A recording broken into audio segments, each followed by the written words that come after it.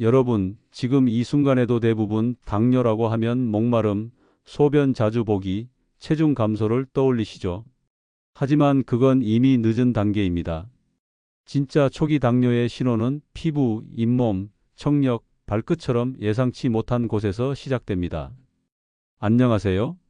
저는 35년간 당 대사와 인슐린 저항성을 연구해온 김태현 박사입니다. 수천 명의 분들을 만나며 깨달은 건 정상이라는 결과에 안심하던 분들이 오히려 더 위험했다는 사실이에요.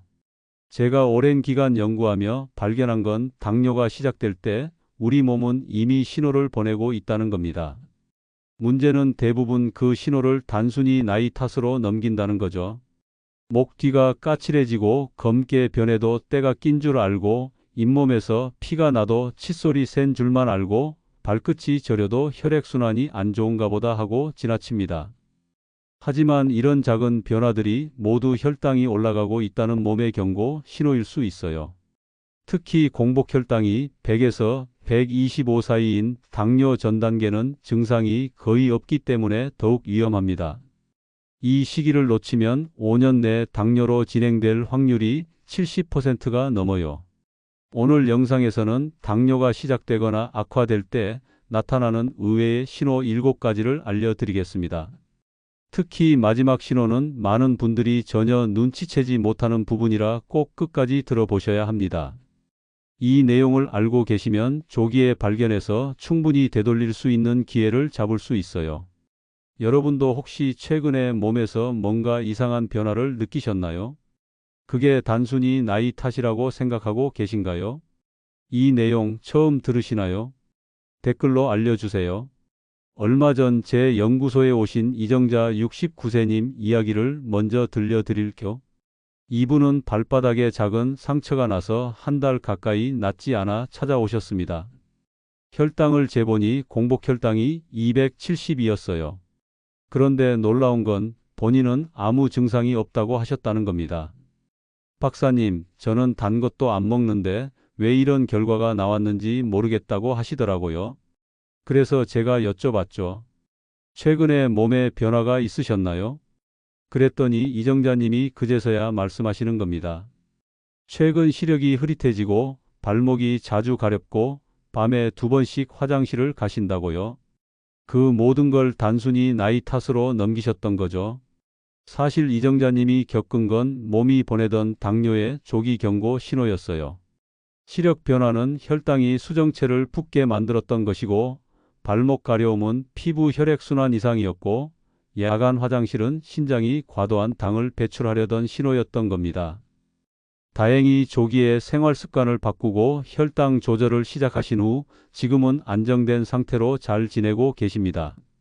이 이야기가 왜 중요하냐면요.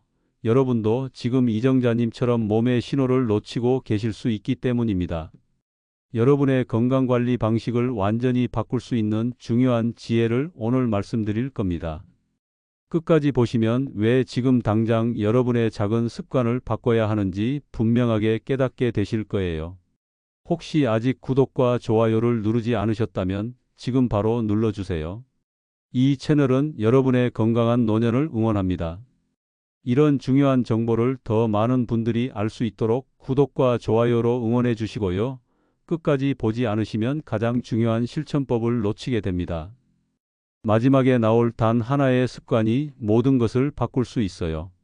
이제 당뇨가 시작될 때 나타나는 7가지 의외의 신호를 하나씩 살펴보겠습니다.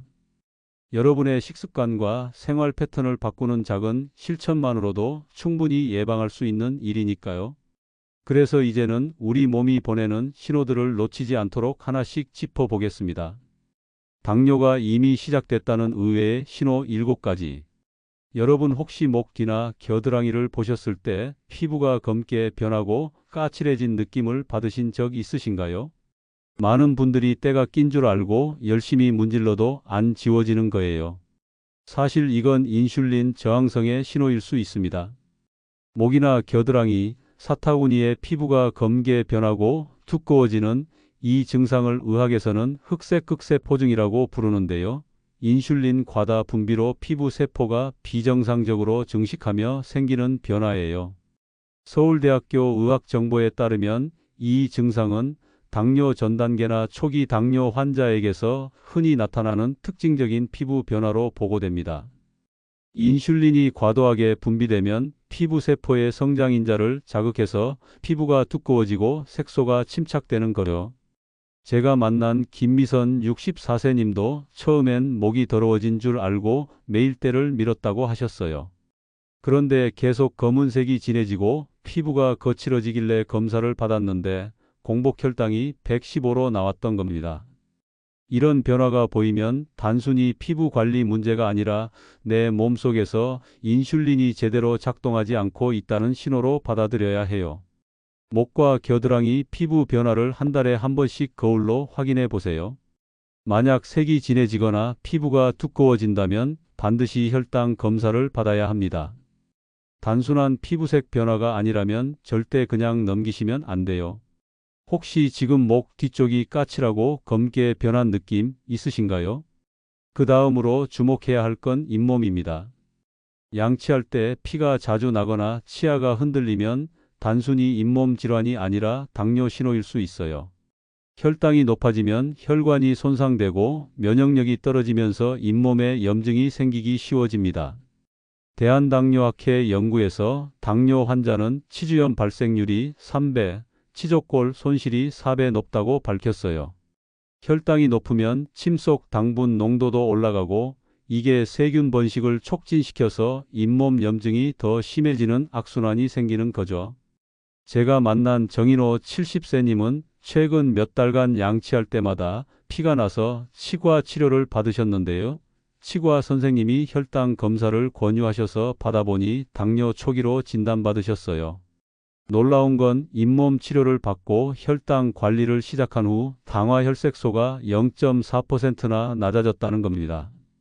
잇몸 건강과 혈당은 서로 영향을 주고받는 관계거든요.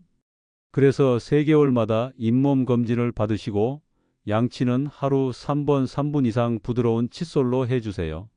만약 피가 3일 이상 계속 나면 치과와 내과를 함께 방문하셔야 합니다. 잇몸 질환을 방치하면 염증 물질이 전신으로 퍼져서 혈당 조절을 더 어렵게 만들어요. 요즘 양치할 때 피가 나시나요? 그냥 넘기지 마세요. 세 번째로 살펴볼 신호는 청력입니다. TV 볼륨을 자꾸 높이게 되거나 대화 중에 상대방 말을 2번 묻게 된다면 청력 손실이 시작된 것일 수 있어요. 많은 분들이 이것도 나이 탓으로만 생각하시는데 사실 당뇨와 밀접한 관련이 있습니다. 혈당이 높아지면 귀 안쪽의 미세한 혈관과 청각신경이 손상되면서 청력이 떨어지는 거예요. 국제의학학회 보고에 따르면 당뇨 환자는 비당뇨인보다 청력 손실 위험이 2배 높다고 합니다. 특히 고주파 영역의 소리를 잘 못 듣게 되는데 이게 대화에서 자음을 구별하는 능력을 떨어뜨려서 말소리가 뭉개져 들리는 거죠.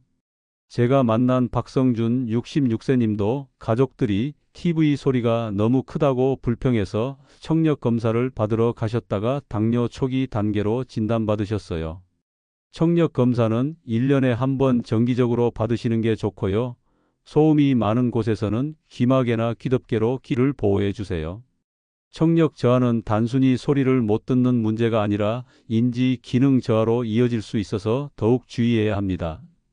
귀가 어두워지면 사회적 고립감도 커지고 우울증 위험도 높아져요. 요즘 TV 소리가 작게 들린다고 느끼신 적 있나요? 그냥 넘기지 마시고 꼭 검사 받아보세요. 네 번째 신호는 발의 감각 이상입니다. 발이 화끈거리거나 저리거나 찌릿찌릿한 느낌이 들거나 반대로 감각이 둔해져서 뭔가 밟아도 잘 못 느끼게 된다면 신경 손상 가능성이 있어요. 당뇨성 신경병증이라고 하는데 혈당이 높은 상태가 지속되면 말초 신경이 손상되면서 발끝부터 증상이 나타나는 겁니다. 국내 연구에 따르면 당뇨 환자의 50% 이상이 신경 손상을 동반한다고 해요. 문제는 감각이 둔해지면 발에 상처가 나도 모르고 지나칠 수 있다는 거예요. 제가 만난 최재호 63세님은 신발에 못이 박혀 있는 줄 모르고 하루 종일 걷다가 발에 큰 상처가 생겼어요. 감각이 둔해져서 통증을 못 느꼈던 거죠. 다행히 빨리 발견해서 치료했지만 이런 상처가 감염되면 정말 위험할 수 있습니다. 그래서 매일 자기 전에 발 상태를 꼼꼼히 확인하는 습관이 중요해요. 물집이나 상처가 보이면 즉시 소독하고 상처가 23일 내로 낫지 않으면 바로 전문가를 찾아가야 합니다. 신경 손상은 한번 진행되면 되돌리기 어렵기 때문에 예방이 정말 중요해요. 요즘 발끝이 자주 저리거나 시리신가요?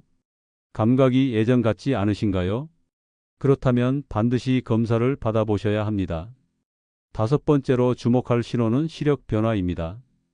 안경을 새로 맞췄는데도 금세 안 맞는 것처럼 느껴지거나 글씨가 흐릿하게 보이거나 불빛이 번져 보인다면 혈당 변화가 원인일 수 있어요. 혈당이 오르면 수정체에 당분이 축적되면서 수정체가 부풀어 오르는데 이게 시력을 변화시키는 거예요.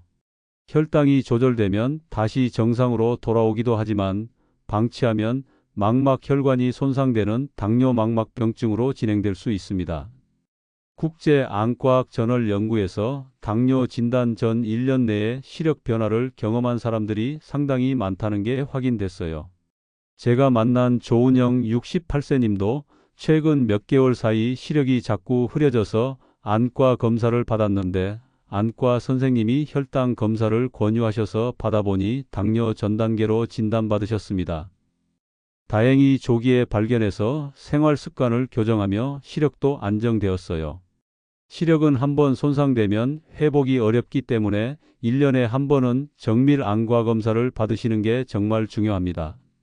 특히 혈당이 높으신 분들은 6개월마다 안저 검사를 받아서 망막 상태를 확인해야 해요.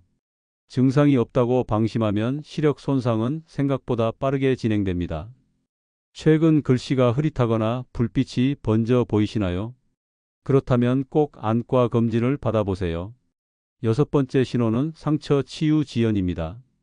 작은 상처가 2주 이상 아물지 않는다면 혈당 조절에 이상이 생겼을 가능성이 커요. 혈당이 높으면 백혈구 기능이 떨어지고 혈액순환도 나빠져서 상처가 잘 낫지 않는 거예요.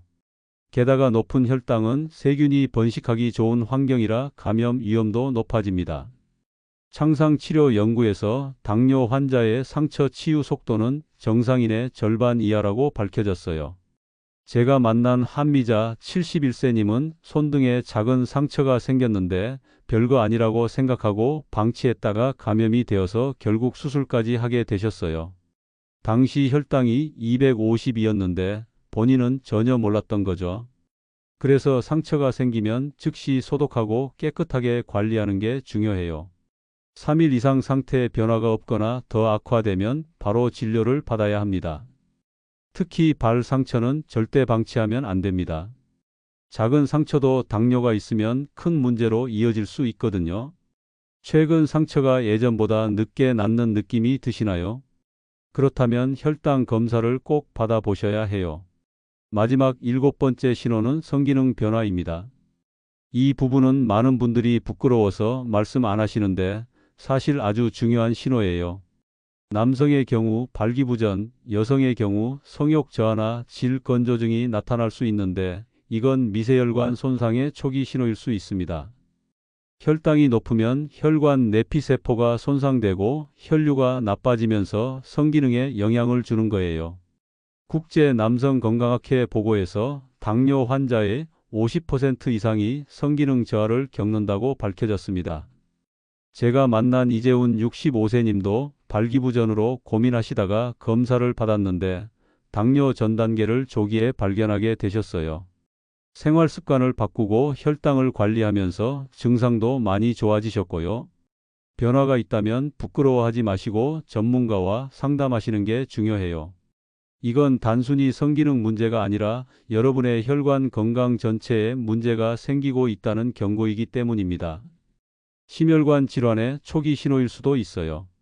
최근 이런 변화를 느끼셨다면 그냥 넘기지 않으시겠죠? 이렇게 작은 신호 하나하나가 우리 몸이 보내는 긴급 신호입니다. 목의 검은 반점, 잇몸 출혈, 청력 저하, 발 저림, 시력 변화, 상처 지연, 성기능 변화, 이 모든 게 따로 떨어진 문제가 아니라 혈당 조절 이상이라는 하나의 뿌리에서 나온 증상들이에요. 이제 이 신호들을 알아챘다면 어떻게 관리해야 할지 구체적으로 살펴보겠습니다. 자, 이제 여러분이 만약 이런 신호들을 발견했다면 어떻게 해야 할까요? 가장 먼저 실천해야 할 건 식사 순서를 바꾸는 겁니다. 믿기 어려우시겠지만 똑같은 음식을 먹더라도 어떤 순서로 먹느냐에 따라 혈당 상승폭이 완전히 달라져요. 채소를 먼저 먹으면 식이섬유가 위벽을 코팅해서 당분 흡수 속도를 늦춰주거든요. 밥이나 면, 빵 같은 흰색 탄수화물은 가능한 줄이고요. 식사할 때는 샐러드나 나물, 두부 같은 채소와 단백질을 먼저 드세요. 그 다음 생선이나 고기를 먹고 마지막에 밥이나 국수를 드시는 거예요. 이렇게만 해도 식후 혈당이 20에서 30 정도 낮아진다는 연구 결과가 있습니다. 오늘 저녁 식사 때부터 바로 실천해 보실 수 있죠. 샐러드 한 접시를 밥보다 먼저 드셔보세요.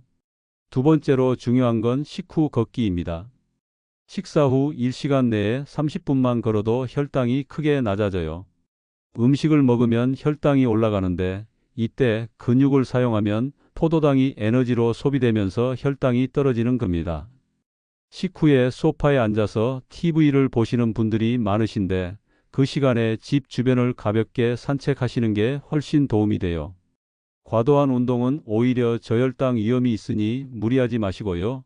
매일 30분씩 빠르게 걷기만 해도 충분합니다.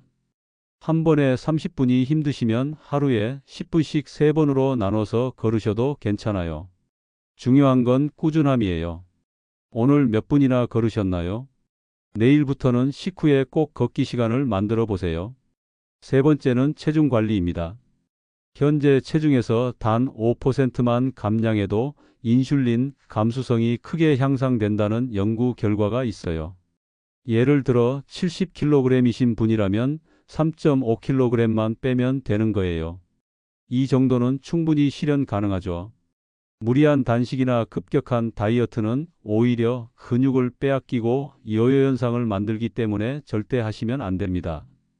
일주일에 0.5kg씩 천천히 감량하는 걸 목표로 삼으세요. 하루 500칼로리 정도만 줄이면 돼요. 간식 한두 개를 줄이고 식사량을 조금씩 줄이면서 걷기 시간을 늘리시면 자연스럽게 체중이 빠집니다. 목표 체중을 정해 두셨나요? 종이에 적어서 냉장고에 붙여 두시면 매일 상기하실 수 있어요. 네 번째로 중요한 건 수면입니다. 수면 시간이 7시간 미만이면 인슐린 저항성이 증가한다는 연구가 많아요. 잠을 제대로 못 자면 스트레스 호르몬인 코르티솔이 올라가고 이게 혈당을 높이는 거죠. 게다가 잠이 부족하면 식욕 조절 호르몬에도 영향을 줘서 과식하기 쉬워집니다. 불면증이 있으시면 카페인은 오후 2시 이후로는 드시지 마시고 자기 전에 스마트폰이나 TV 보는 걸 자제하세요. 침실은 최대한 어둡고 시원하게 유지하시고요. 매일 같은 시간에 자고 같은 시간에 일어나는 규칙적인 수면 리듬을 만드는 게 중요합니다. 요즘 숙면하고 계신가요? 아침에 일어났을 때 개운한 느낌이 드시나요? 다섯 번째는 스트레스 관리입니다. 스트레스를 받으면 코르티솔과 아드레날린 같은 호르몬이 분비되면서 혈당이 급격히 올라가요. 게다가 스트레스를 받으면 폭식하거나 단 음식을 찾게 되는 경우가 많죠. 이런 악순환을 끊어야 해요. 깊은 호흡을 하루에 몇 번씩 해보세요. 코로 천천히 숨을 들이마시고 입으로 천천히 내쉬는 폭식 호흡을 5분만 해도 긴장이 풀립니다. 산책하면서 자연을 보거나 좋아하는 취미 활동을 하는 것도 스트레스 해소에 도움이 돼요. 친구들과 대화하고 웃는 시간을 자주 만드세요. 오늘 하루 마음은 좀 편하셨나요? 스트레스가 쌓이지 않도록 매일 조금씩 풀어내는 습관이 필요합니다. 이 5가지를 전부 완벽하게 하려고 하지 마세요. 하나씩 천천히 생활에 적용해 보시는 거예요.